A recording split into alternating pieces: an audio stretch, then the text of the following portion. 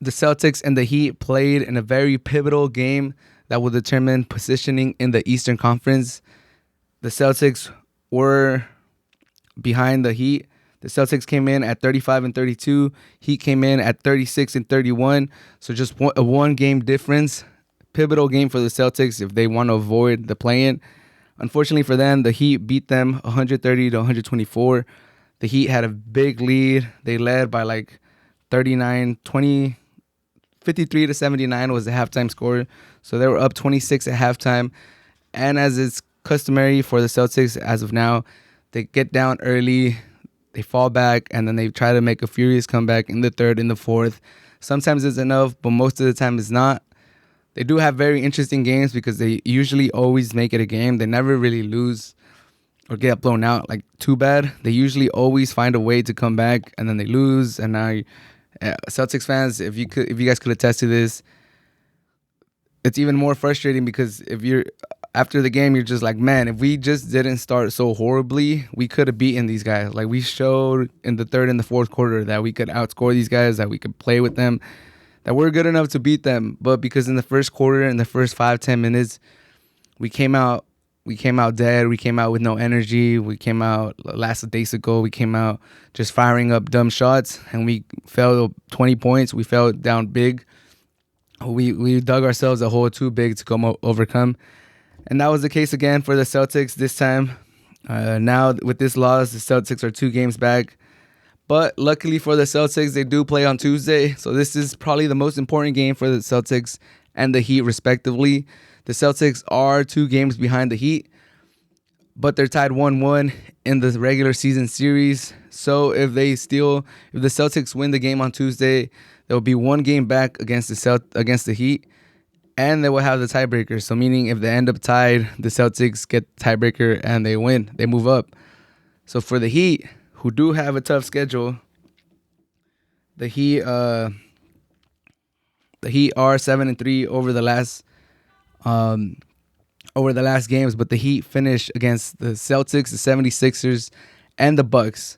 They do finish an easy game against the Pistons, but if the Heat lose to the Celtics, and then they lose to the 76ers or the Bucks, just one of them, then they're in trouble if the Celtics run the table.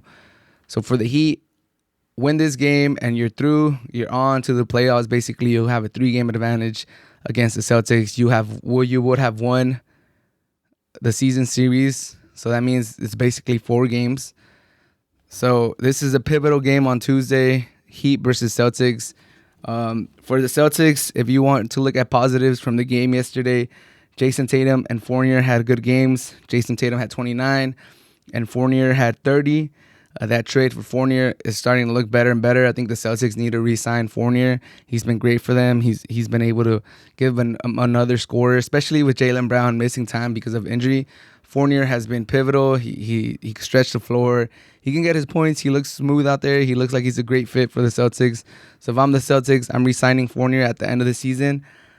But the Celtics need Jaylen Brown to come back. They need Jason Tatum's partner. They need Robin. They got their Batman. They need Robin.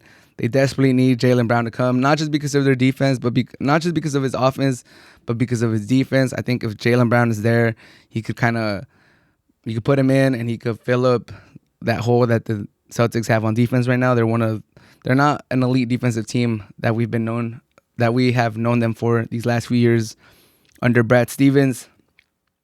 But for the Heat are 7-3 over their last 10 games. Jimmy Butler finishes with 26 points. Bam Adebayo finishes with 20. Trevor Ariza finishes with 19. Duncan Robinson finishes with 22.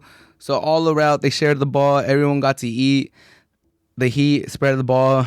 Like I said, the Heat look like they're catching form right now. Will they be able to go all the way back to the finals? That's still to be seen.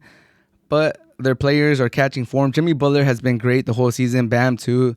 But Trevor Ariza and his 10th team looks like he's a key contributor for them. Duncan Robinson, that 3-point shot is coming back. Even Tyler Hero had some key moments yesterday where it looked like his 3-point shot was coming back too.